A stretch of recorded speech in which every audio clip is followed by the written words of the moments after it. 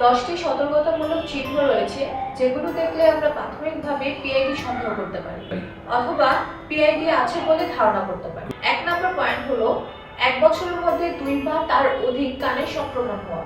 Number 2, 1 বছরের মধ্যে 2 বা তার অধিক গুরুতর সাইনাসের সমস্যা হওয়া।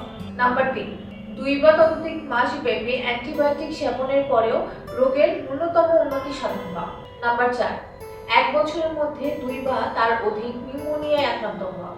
নাম্বার 5, ত্বক কিংবা গুরুত্বপূর্ণ অঙ্গে বারবার পুঁজ জমে যাওয়া। নাম্বার 6, দীর্ঘমেয়াদী মুখের ক্ষত অথবা ত্বকের ছত্রাকের সংক্রমণ হওয়া। নাম্বার 7, সংক্রমণ প্রতিকারের জন্য প্রতিবারই শিরাপথে অ্যান্টিবায়োটিকের প্রয়োজন হওয়া।